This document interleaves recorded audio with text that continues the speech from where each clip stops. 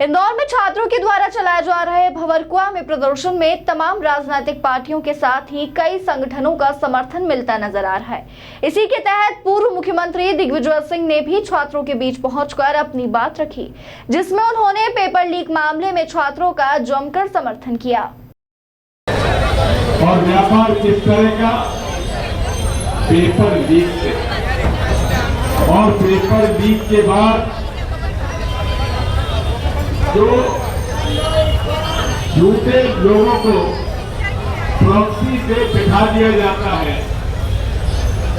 उनको जो उम्मीदवार नहीं है उसकी जगह दूसरों को प्रॉक्सी से बिठा दिया जाता है। ये इसलिए होता है क्योंकि एग्जामिनेशन सेंटर में भी गड़बड़ी हो जाती है। पेपर लीक का कैसे होता है? ये पेपर सेटर जो होते हैं उनमें जिस प्रकार का एहतियात बरतना चाहिए वो नहीं बरता जाता। इसके बाद लगभग 12 से 13 भाषाओं में उसका ट्रांसलेशन किया जाता है, तो ट्रांसलेटर भी गड़बड़ी कर देते हैं। तो लगातार इस प्रकार के पेपर लीक हो रहे हैं। आपने देखा है कि राहुल गांधी जी ने लगभग 191 पेपर लीक आज हुए पूरे देश में, और उसका कारण वही है, एक तो ब्लैक लिस्टेड कंपनी को अवसर देना और उसमें पूरे तरीके से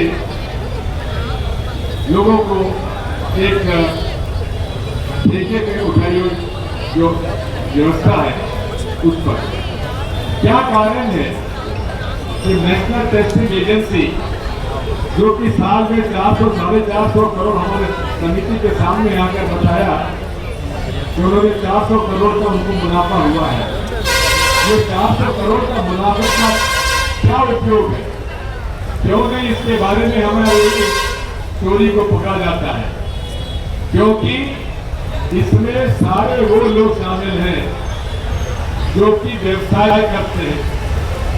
आज पूरे देश में ये क्या कारण है कि सीबीएसई के अंदर भी ऐसी ब्लैक लिस्टेड कंपनी को ठेका दिया गया? मैं आपसे कहना चाहता हूं कि आज इस देश में सबसे ज्यादा हालात शिक्षा विभाग के खराब है। बच्चों के स्कूल बंद किए जा रहे हैं। हमने गांव-गांव में स्कूल खुलवाए थे, लगभग 1 लाख स्कूल इन्होंने बंद कर दिए हैं और 2 करोड़ से ज्यादा बच्चे आज ड्रॉप आउट हो गए हैं। ये हमारे देश के लिए एक शर्म की बात है। और इस तरह से आज पूरे देश में शिक्षा विभाग की बुरी हालत खराब है। हमारे समय जो शिक्षा का बजट 3.5 से 4 करोड़ 3.5 से 4% जीडीपी का होता था, उसको उन्होंने घटाकर 2.5% कर दिया, 2.5% कर दिया। कारण ये है कि इन्होंने सारा का सारा पैसा डाइवर्ट कुछ इस प्रकार के बजट में कर दिया जिस पर कि पैसे खाने की बेहद गुंजाइश होती है।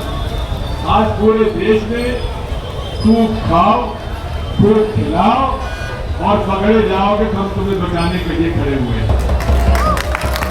यह सबसे बड़ी शक्ति हमारे युवाओं की है।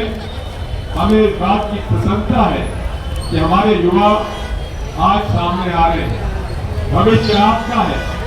हम लोगों का तो जीवन कर गया, तब हमारे समय ना कोई पेपर लीक होता था, न इस प्रकार की एक समूह के तौर पर एक ठेकेदारी प्रथा से शिक्षा विभाग चलता था। इसलिए साथियों, हमें चिंता इस बात की है कि आपके भविष्य की लड़ाई है, आपको लड़ना है। हम लोग तो केवल आपका साथ दे सकते हैं और इसीलिए हम लोग आपके बीच में हैं और आप